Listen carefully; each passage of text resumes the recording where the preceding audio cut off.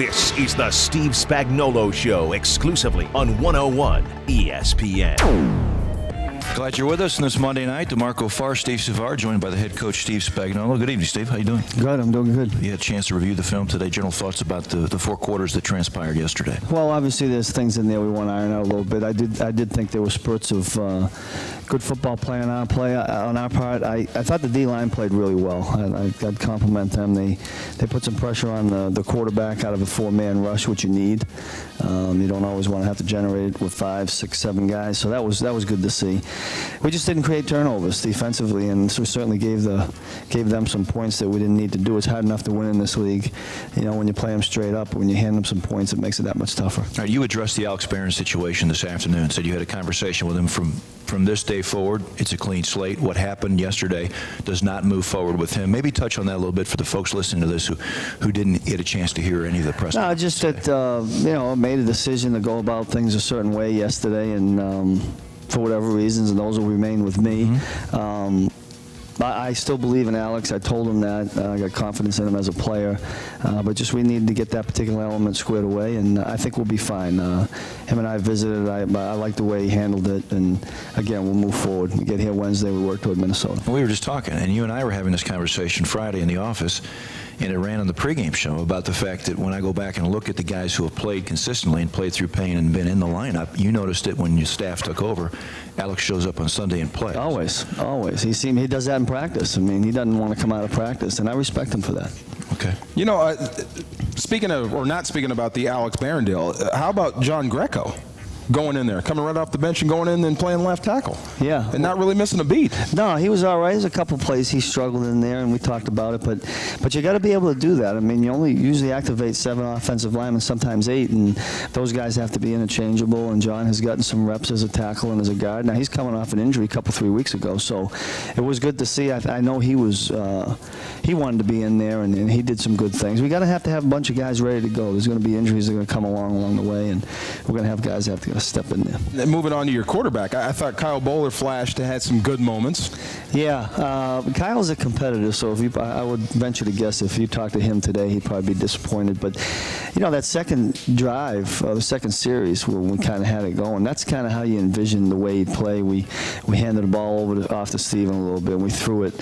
We ran a boot, and he hit, I think it was Randy, and got one to Donnie, and kind of generated some offense there, and then we missed the field goal. But, I mean, those are the things we know we're capable of doing. We just got to do it all the time. Now, I said this today. I give San Francisco's defense a lot of credit now.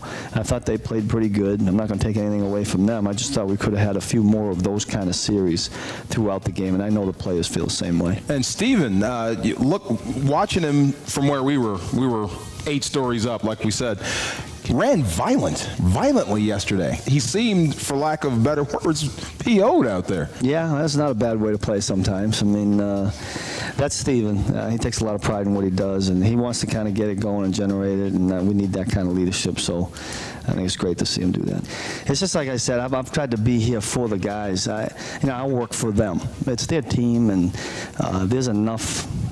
I just believe there's enough hunger, there's enough fire there to get this thing done. I'm not giving up on that. I know the players aren't either. We're not going to get discouraged. We're disappointed, but those games are over and done now. Time to move on to Game 5. Let's touch on some injuries here. Mark Bulger threw a little bit today, but it's still too early to determine whether he's available. Yeah, very light. Don't want to take any chances with it, so he threw light with Coach Curl, and we'll have a better idea as we get later in the week. Jason Smith, same situation? Yeah, he did a little bit more of the lateral movement. He had been okay straight ahead the last couple of weeks, but today he did some figure eights and a little bit more lateral, rested a little bit tomorrow. He'll be in the pool. And then Wednesday we'll see if he can get out there and practice. Craig Dahl suffered a concussion. Yeah, he'll go through some tests tomorrow that they do with all the guys with the concussions. And Boy, it seems like every time this guy gets his feet in there and something happens, yeah, it's a setback. No, you're right, and you'd be a little bit concerned if it was another pull or a tear or anything. But you know, it was a heck of a hit that he laid on the running back when he got the concussion, and unfortunately it was head to head, and you know he suffered a little ding. You mentioned confidence a couple times. What would it mean? I mean, you were talking about getting this thing turned around. You're going to stay the course, but to get that win on Sunday, do you sense that what that would do for your football team? Can you quantify what that would do for your football team? I don't know if I can quantify it. I do know this. When you win in this league, you only get about 2 hours to enjoy it, because then you got to go to sleep and get ready for the next one. But isn't there a carryover effect? No question, yeah. It gives everybody a little bit more juice. I mean, the challenge in this league is when you don't win, to be able to bounce back and fight another fight, and we've had to do that the past 4 weeks, and we'll do it again. I mean, yeah, I'm praying every day to get a win, because I think prayer helps. Yeah, absolutely. I mean, I do, and I do believe that if we stay the course and the guys keep trusting in what we're doing, it'll come. It's not going to be easy. We got another tough opponent. None of them, they don't get any easier.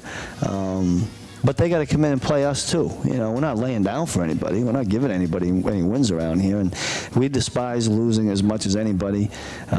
We should feel that way. Nobody wants to get used to losing. We're not into that.